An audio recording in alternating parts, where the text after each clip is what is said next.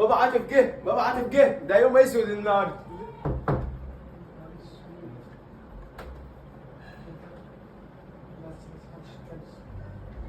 السلام عليكم.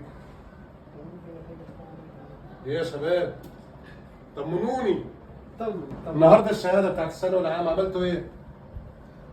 ابن اخويا وانت يا محمد ابن اختي. ابنك يبدا الاول. ابني اللي يبدا الاول. عملت ايه يا حماس؟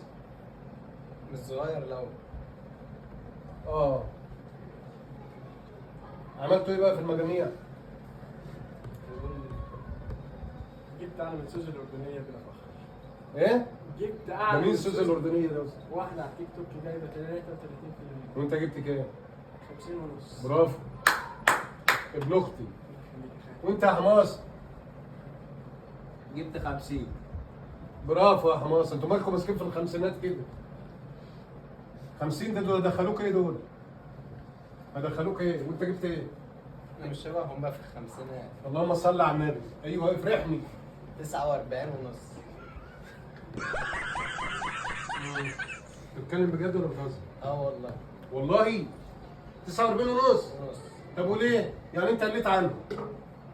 طول السنه نقول لكم ذاكروا وبلاش لعبه بابجي. بخت اخويا اسود. ها؟ خلاص. لا اختي اسود وبخت. انت بتضحك. صاعد وبتضحك يالا. تعمل ايه ده؟ صاعد وبتضحك. صاعد وبتضحك. لسه بتلعبوا بابجي ونقول ذاكر. خد تعالى. خد هنا.